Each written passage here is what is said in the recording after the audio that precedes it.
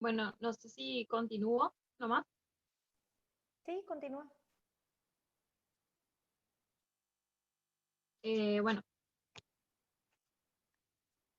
como decía, el dolor crónico, eh, en gran porcentaje, las personas que sufren dolor crónico em, manifestaron que sus actividades de la vida diaria fueron interrumpidas y también afectó negativamente en sus relaciones personales.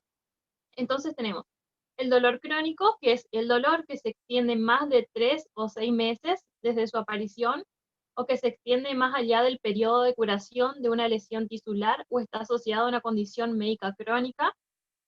Y después tenemos el dolor oncológico, que es el dolor de cáncer, incluye el dolor causado por la enfermedad en sí misma y o procedimientos diagnósticos o tratamientos que sean dolorosos. El sufrimiento es tan grande, tan doloroso, que los pacientes, no solo oncológicos, sino también otros pacientes como por ejemplo con esclerosis lateral amiotrófica, que es una enfermedad neurodegenerativa que va a producir la parálisis progresiva de los músculos voluntarios y sin que le afecte la conciencia. Entonces, estos pacientes sufren un montón. Eh, Después sigue muerte, eh, que cuando hablamos de muerte nos referimos al término de la vida a causa de la imposibilidad orgánica de sostener el proceso homeostático. Esto se puede dar de manera natural, se puede dar provocado por sí mismo, por la persona misma, o por otras personas, por terceros. Bueno, cuando hablamos de dolor o de sufrimiento de la persona, vamos a escuchar tres conceptos que son debatidos eh, a lo largo de varios años, que son la eutanasia, el suicidio asistido y la muerte digna. La eutanasia, según la Organización Mundial de la Salud, se define como la acción del médico que provoca deliberadamente la muerte del paciente. En Argentina esta práctica y en muchos otros países la eutanasia no está permitida. Están aquellos que sostienen que un paciente terminal tiene el derecho a imponer su autonomía para eximirse de sufrimientos extremos. Y están los que se oponen, que dicen que provocar la muerte de un paciente no es ético y que se contrapone a los principios fundacionales de toda sociedad y también con los principios de la práctica profesional. Después tenemos,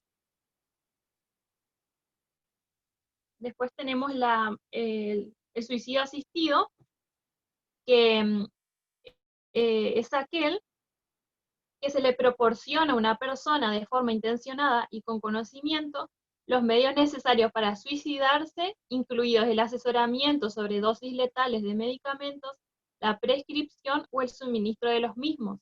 Es el paciente, en este caso, el que voluntariamente termina con su vida. Al igual que la eutanasia, esta práctica tampoco está permitida en Argentina y obviamente en otros países tampoco. Son en muy pocos lo que está permitido. Em, la, Esta ilegalidad de estas prácticas obviamente afecta la vida tanto del paciente que sufre como también de la familia. Si una persona ruega por su muerte, ya que está sufriendo y siente tanto dolor, este sistema no contempla las necesidades del paciente o las decisiones del paciente. Eh, bueno, al momento de tomar una decisión sobre la vida de una persona, existen 4 principios que son instrumentos básicos para tomar decisiones éticas en la práctica clínica.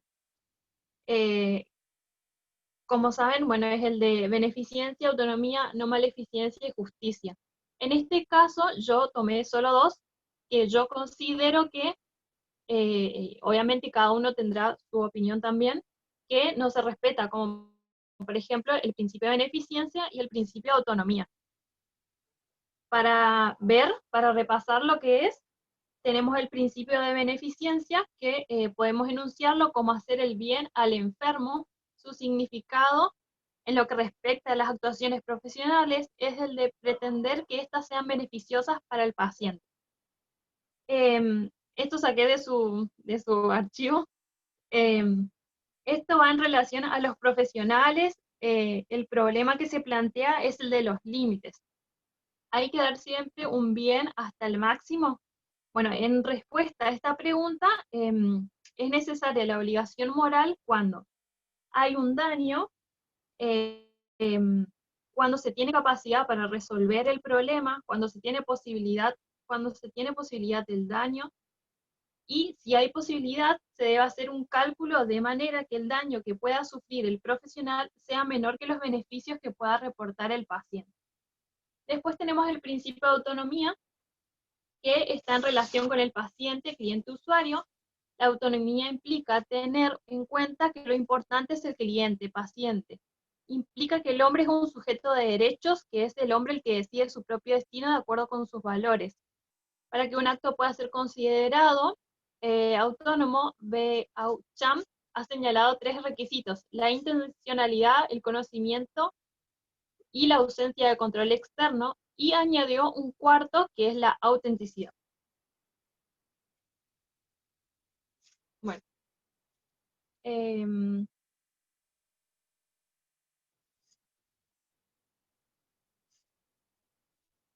bueno, para que las decisiones que tomen las personas sean respetadas, es necesario que se cumplan los requisitos em, de actos de elección autónoma. Em, bueno, el consenso lo ha concretado Oisán, estableciendo que las personas autónomas deben tener capacidad suficiente para comprender la información relevante sobre su situación, lo que quiere que se le proporcione una información adecuada y que ésta se le facilite de forma correcta. Comprender las posibles consecuencias de cada una de las decisiones, por lo que debe tenerse en cuenta la propia escala de valores del paciente y la información relevante.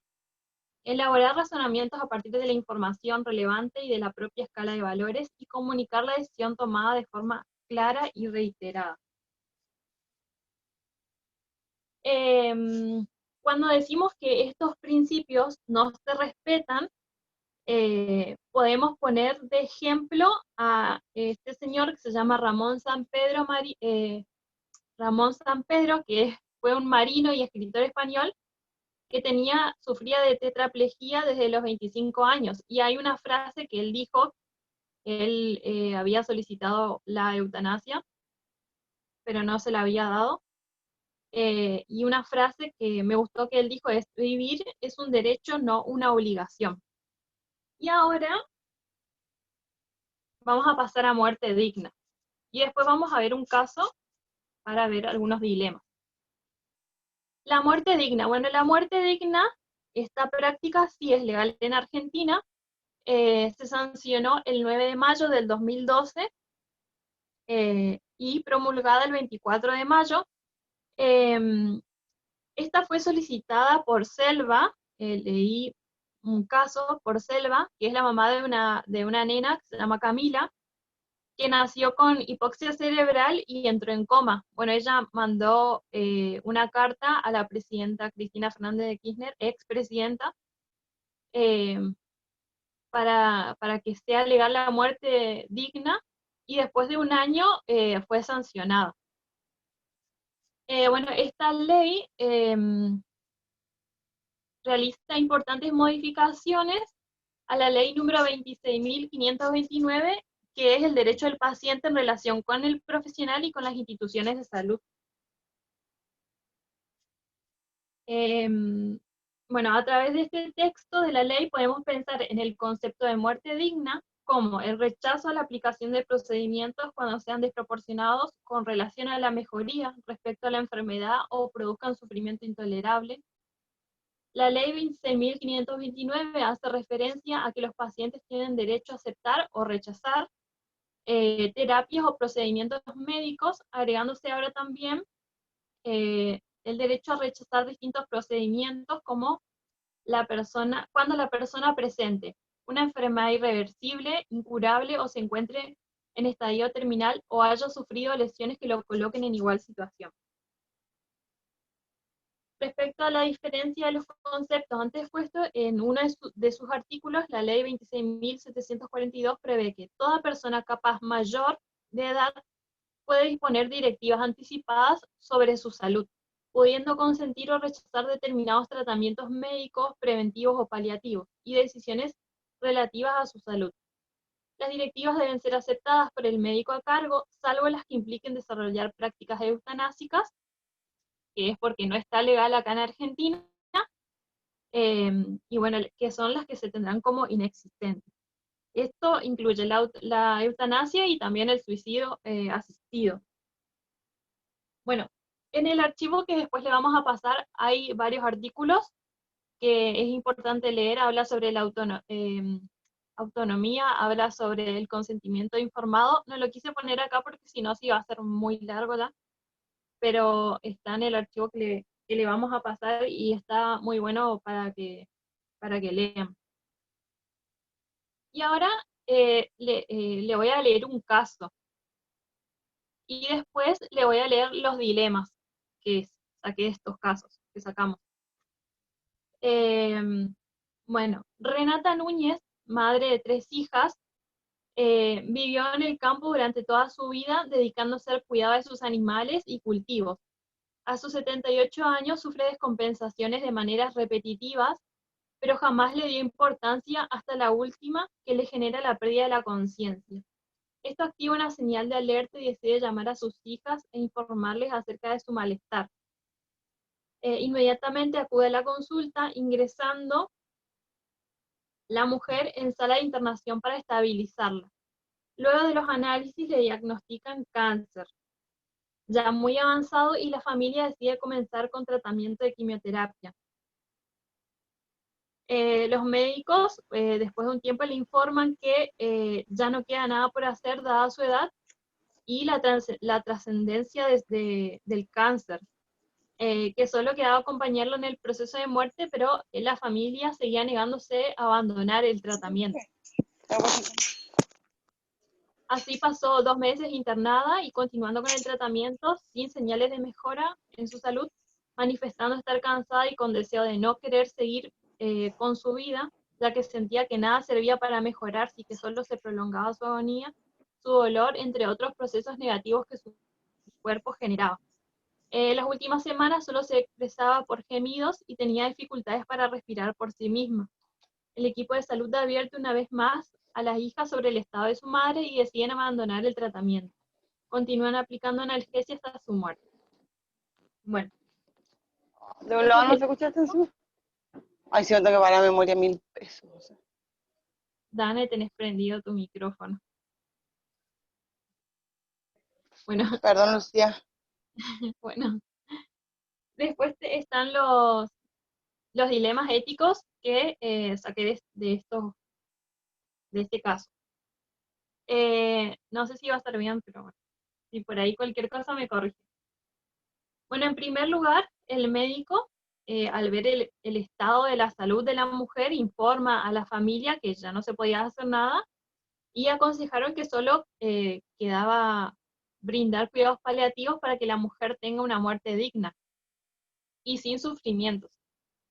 Ellos, obviamente el médico respetaba el principio de beneficencia, que consiste en hacer el bien hasta cierto límite. O sea, él consideraba que el tratamiento solo iba a acelerar el sufrimiento de la mujer, pero no así la mejoría. Bueno, ahí respetaba el principio de beneficencia. Después, por otro lado, tenemos a las hijas de la paciente, que ellas querían continuar con el tratamiento a pesar de que se le haya explicado que cada intento para mejorar su salud lo único que iba a lograr era alargar el sufrimiento. Ahora bien, al tomar esta decisión de continuar con el tratamiento, ellas pensaban en el bien de su mamá o pensaban en el dolor que pasaría si ella no estuviese. Eh, Mientras continuaban firmemente con la decisión de continuar el tratamiento, había alguien que sufría dolorosamente y manifestaba que ya estaba muy cansada. Y después tenemos el último, que luego de un tiempo, al ver que no resultaba con éxito el tratamiento y que además su madre manifestaba que no quería seguir con el tratamiento ni con su vida, o sea que solo así, sentía dolor y cansancio a pesar del control de estos dolores, ella no quería continuar, estaba muy cansada. Entonces la mujer, con el paso del tiempo, fue empeorando y deseaba que llegara el fin de su vida, estaba muy cansada, aparte extrañaba un montón de cosas de su lugar, era una mujer de campo. Em, entonces, bueno, sufría a pesar de los cuidados que tuvo que soportar en todo ese tiempo que las hijas además, querían continuar con el tratamiento. Bueno, y acá hay un dilema, teniendo en cuenta el principio de beneficencia y el de autonomía, en donde el paciente, bueno, es autónomo y decide sobre su vida, pero hay elecciones que aunque quiera, no se pueden llevar a cabo, porque si bien el médico tiene que respetar sobre la decisión que el paciente tome, detrás está lo legal, que haría que este médico reciba una pena y pierda el trabajo que es el sustento de su vida, de su familia. Entonces estamos ante un caso donde tiene sus beneficios, pero también se ve la consecuencia que cae sobre una sola persona, que sería el médico. Y bueno, eso es. Ahí están los dilemas. Yo te agregaría una cuestión más, muy bien, tu análisis está correcto. Yo lo que siempre me pregunto es si un paciente con dolor es realmente autónomo. Porque si uno, digamos, si en el relato que vos hiciste de esta paciente, si bien se corresponde con su forma de vida anterior al padecimiento, como dijiste que era alguien de campo, que tenía una libertad y que extrañaba eso, digamos, estaría acorde la decisión final, digamos. Pero siempre, y haciendo un poquito de abogado del diablo, digamos, el que pone la ciseña en otro lado, la mirada en otro punto, para mí también es un dilema ético, justamente si el paciente con dolor es autónomo. ¿A qué me refiero? A que si su voluntad no se encuentra viciada justamente por el padecimiento. Entonces, la autonomía en un paciente con dolor me parece que siempre está limitada, que se respetaría, digamos, nadie piensa en su muerte o en su tratamiento, digamos, o en lo que puede pasar después con uno en el transcurso si pasa una enfermedad, pero sería tan bueno que estos temas se hablen familiarmente siempre, entonces siempre también así se puede garantizar la autonomía, es decir, si al momento de llegar a una decisión así, la decisión que tome tanto los familiares que tienen que intervenir como el médico, sea de acuerdo a esos valores de vida que la persona, antes de sentir dolor, así ese dolor crónico o ese dolor oncológico, digamos, es idéntico al de la decisión que después termina teniendo. Y justamente en esto se basó la discusión de que por qué en la Argentina no hay eutanasia y sí muerte asistida. Porque es un acompañamiento a estas decisiones y no el tomar, digamos, que responda únicamente a el momento, sino que tenga que ver con el bagaje o tenga que ver, o sea, conteste con los valores que tiene la persona. Solo esa aclaración. ¿Está bien? Continúa. Sí, también había leído otro caso en donde la mujer sentía demasiado dolor, tenía cáncer de útero y le había afectado también la capacidad para orinar, para miccionar, como quieran. Em, y entonces ella llegó al hospital y dijo que se quería morir, pero una vez que una enfermera le acompañó, pero ese es un caso que se refiere al próximo tema que sigue. em, Ella, una vez que la enfermera le ayudó y que ella alivió su dolor, ella dijo que gracias, aceptó una cirugía que el doctor le había dicho y después volvió a su casa, digamos. Ella ahí estaba influenciada por lo que sea el dolor. Otra cosa que leí también es que cuando un paciente toma una decisión así, hay una serie de procedimientos o un seguimiento psicológico tanto para el paciente que toma esa decisión y la familia. Bueno, y eso. Y bueno, acá por último, para continuar con el próximo tema, le leo un párrafo de uno de los artículos de la ley.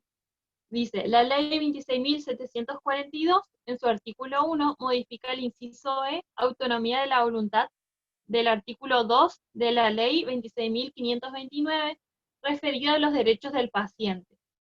En todos los casos, la negativa o el rechazo de los procedimientos mencionados no significará la interrupción de aquellas medidas o acciones para el adecuado control y alivio del sufrimiento del paciente. Es decir, que a pesar de que el paciente decida no continuar con un tratamiento o con un procedimiento, eso no significa que se lo va a dejar y no se lo va a ayudar en lo que sea el dolor o el sufrimiento que el paciente esté pasando.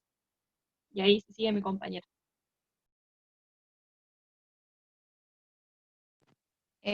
Bueno, buenas noches. Mi nombre es Sofía Basaga y voy a hablar sobre cuidados paliativos.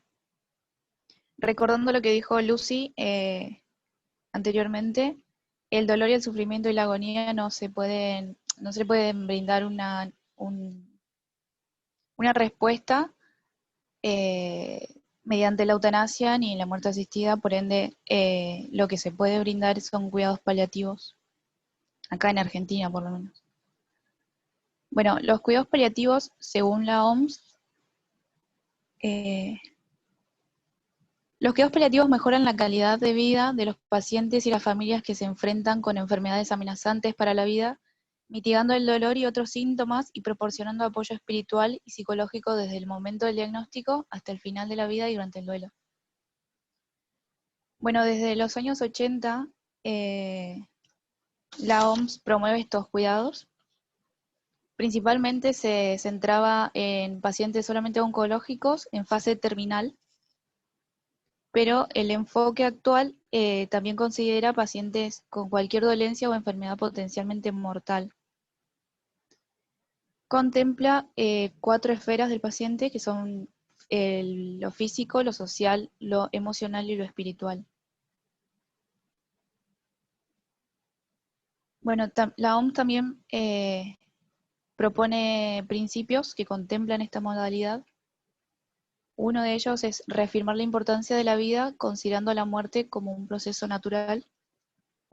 Esto básicamente es, si se quiere, darles las herramientas necesarias al paciente para que vea la muerte como motivación para continuar con lo que le queda de vida de la mejor manera. Otro de los principios es establecer una estrategia que no pretenda acelerar la llegada de la muerte ni aplazarla. Esto hace referencia al tratamiento que se va a utilizar con el paciente, ya que, por ejemplo, un paciente en fase terminal que ya no tiene esperanzas de vida, no puede recibir un tratamiento que aplace esa agonía, digamos, y tampoco un tratamiento que acelere la llegada de la muerte. Bueno, otro principio es integrar los aspectos psicológicos y espirituales de la atención del paciente, siempre respetando su autonomía y su dignidad y decisión. otro es ofrecer un sistema de apoyo para ayudar a las pacientes y a llevar una vida lo más activa posible hasta que sobrevenga la muerte. Se extiende este apoyo a la familia para que pueda afrontar la enfermedad del paciente y sobrellevar el periodo de duelo, incluso. Con respecto a este último punto, hace poco leí un portal donde la consigna era hacia pacientes oncológicos. La consigna era qué es lo más difícil de padecer la enfermedad. Y entre muchas respuestas había una que decía que lo más difícil era ser el psicólogo de quien te acompaña. Entonces, por esta razón es que se brinda el apoyo a la familia. Bueno, y por último principio incluyen las investigaciones necesarias para comprender y gestionar mejor las complicaciones clínicas penosas. Bueno, como conclusión, se trata de una medicina más del cuidado que de la cura.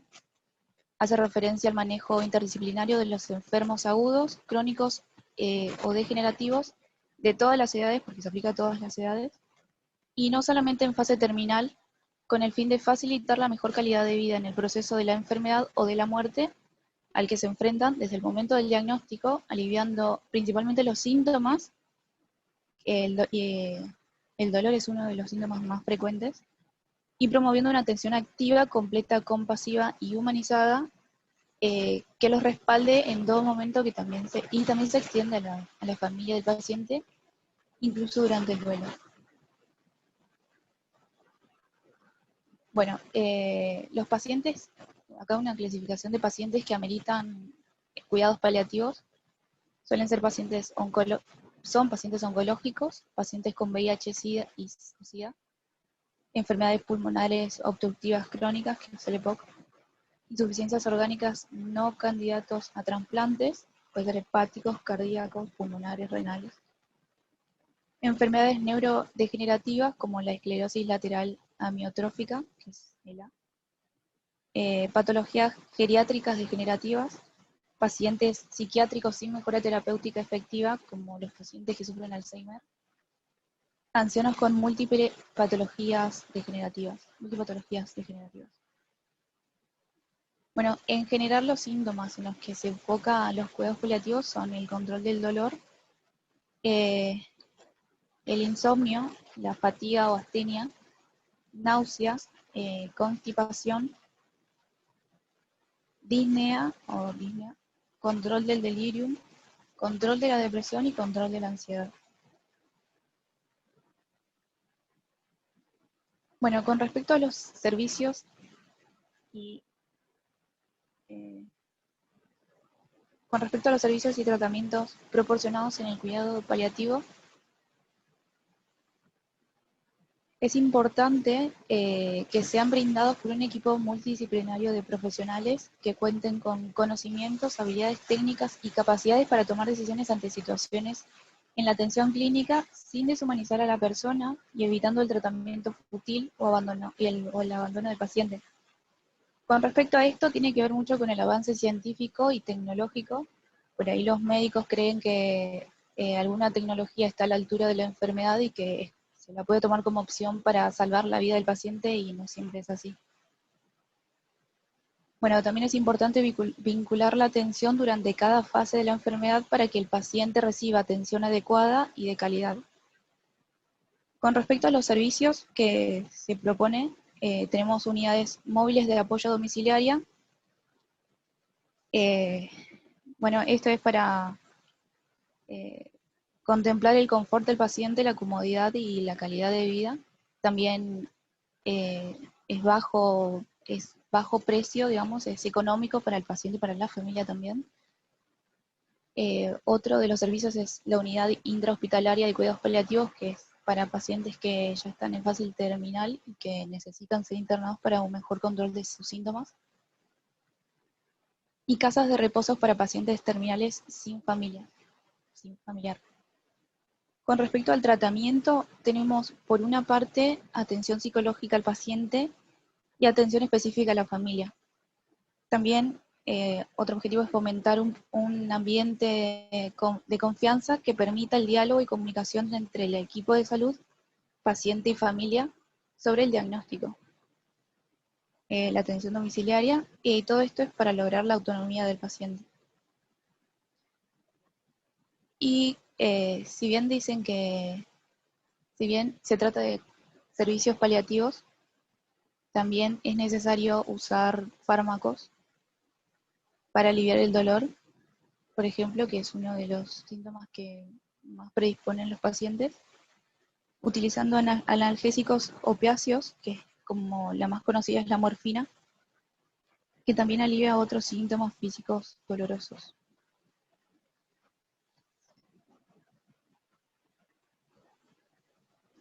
Bueno, con respecto a la bioética y los cuidados paliativos, la bioética está orientada a resolver con rectitud y mediante el entendimiento los problemas morales de toda demanda por necesidad en el cuidado de la vida. Pero es preciso identificar cuáles son esas necesidades específicas que surgen en el contexto del final de la vida. Y aparece una dualidad: la prevención de la vida o el alivio del sufrimiento. El alivio del sufrimiento tiene aún más importancia en la medida que la prevención de la vida se torne progresivamente imposible o irreal. En esto se tiene que basar el médico para decidir un tratamiento, cómo continuar con el paciente. En el proceso de la toma de decisiones en el final de la vida se involucran tres dicotomías. Los beneficios potenciales del tratamiento deben ser balanceados contra los riesgos potenciales. La decisión de preservar la vida debe confrontarse cuando ello se vuelve biológicamente fútil con la prevención del confort en el proceso de morir. Las necesidades del individuo deben balancearse con aquellas de la sociedad.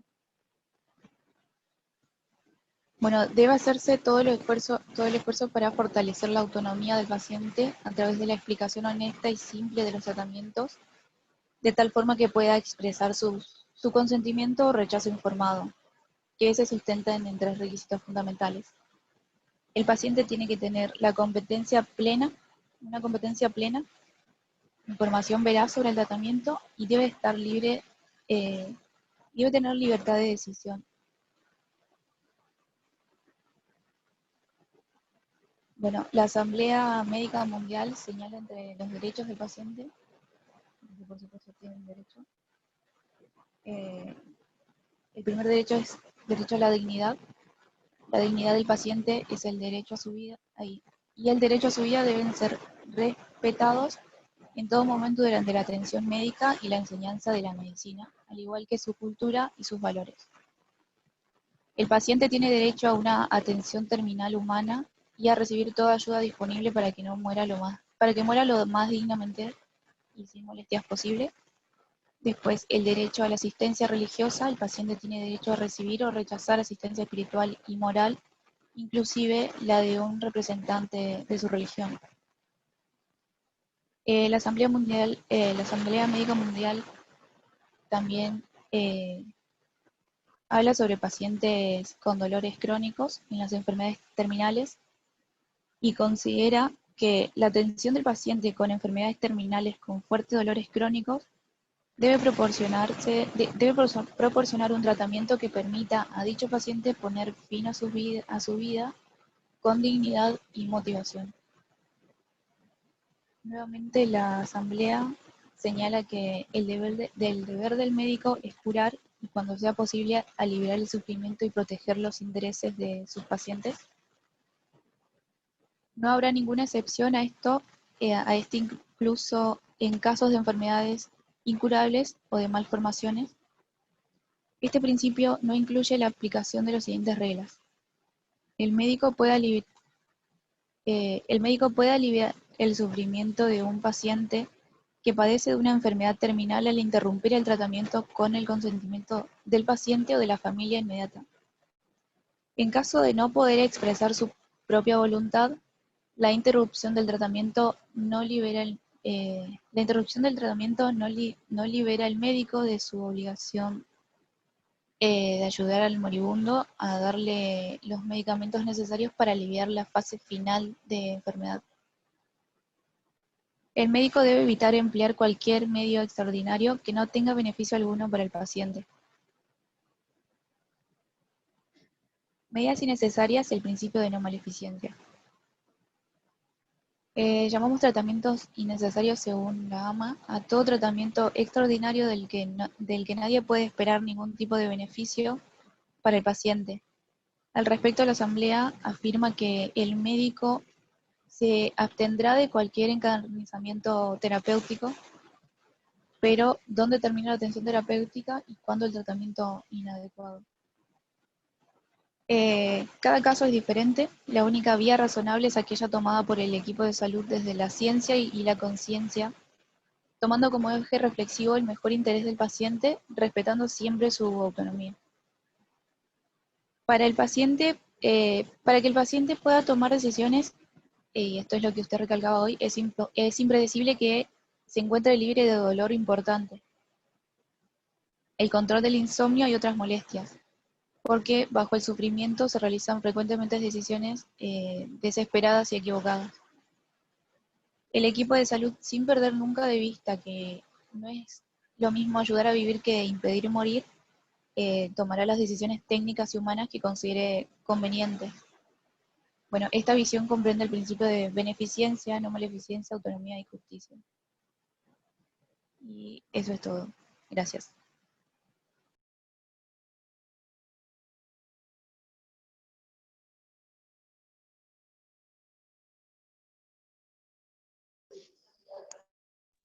No se le escucha, profe. Perdón. Que Queda no, que un muy minuto. bien. Ah, Sí, queda un minuto. estaba, bueno, me estoy estirando para ver la hora, justamente. ¿Qué temas quedan? ¿Quedan mucho más? ¿Queda SIDA y qué otro más queda? Uno más, me parece, un grupo más. Nosotros éramos tercera, así que queda uno. ¿Queda todo un grupo más distinto a ustedes? Claro, nosotros somos un solo grupo. Ajá, por eso, en su solo grupo le queda todavía los temas de SIDA y las... No, No, profe, no. nosotros terminamos. Este es todo lo que nos tocó a nosotros. Queda un grupo aparte con otros temas. Perdón. Pensé que lo habíamos dividido así, no me acordaba. ¿A ustedes, al grupo, le queda algún tema más todavía? No, profe. No, pero Ya. Con esto ya terminamos. Bueno, entonces, porque ya se va a cortar, la semana que viene continúa el otro grupo entonces con los temas que faltan. Entonces ya cerramos la jornada hoy y solo espero que me manden los videos para poder subirlos de esto hablado.